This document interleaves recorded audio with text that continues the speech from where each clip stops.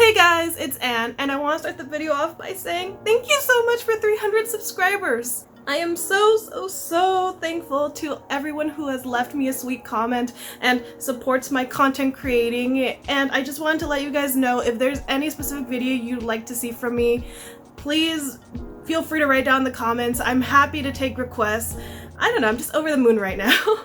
So for today's video, I want to talk about a manga that's been on my mind for about a year now, and recently I saw that it's finally getting its English translation. I think it's coming within next year. And the manga I'm talking about is Mieruko Chan. I don't know if you've ever heard of this manga, but I don't know, when I saw it, I was fascinated. It's not like the most like amazing action-y or plot-heavy manga ever, but it's just honestly a really fun read and I always enjoy it. The Mieruko Chan manga is classified as a horror comedy, and you may be thinking to yourself that those two tags kind of contradict themselves, right?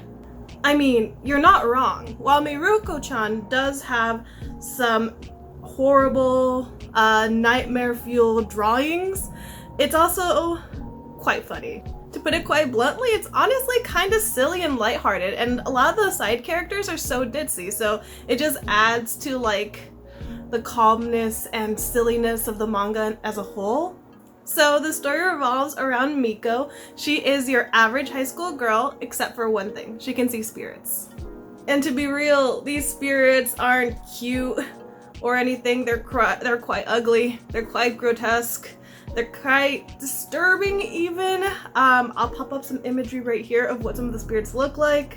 The thing is, Miko was just your average high school girl. She lived every day normally, except for one day she just woke up, and when she was going to school, she started seeing these horrible spirits.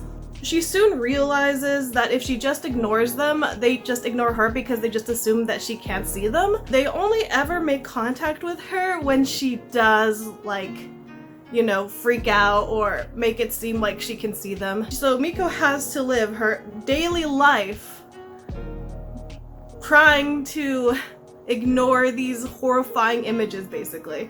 And these spirits can be so... it's hard not to acknowledge them, if you know what I mean. The whole premise of this manga is that she is actually just like quite horrified. She just wants to go back to her daily life. She doesn't want to see these anymore. She wants to ward them off, if you will, or at least not be able to see them so she can just keep living her normal life, you know? The thing is, she is kind of terrified of these things because honestly, there have been a few chapters where these spirits are just so freaky. Like, there was this one chapter where I think it was like a sword or an axe or something like that. Spirit was carrying those, and he was going around to different people in a subway, in a crowded subway, and he was just like hacking them up with his, like, I forgot what kind of blade or weapon it was, but he was just like hacking up these normal people. But there was no blood because he's a spirit. They obviously went through him, but just imagine being able to see that and pretending like you can't see it. It's a lot. So it's understandable why she's honestly terrified, even though she knows that they're just spirits and they just go through her. But we're getting a little bit off topic there.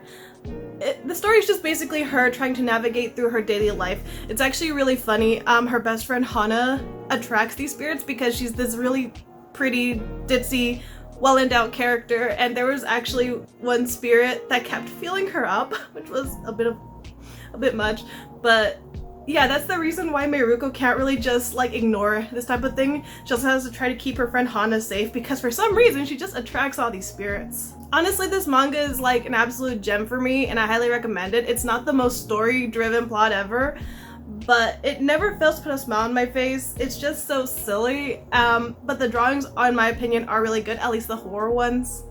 The artist really does a good job of making like the girls cute and the monsters horrifying, so there's that too. I definitely recommend you guys checking it out.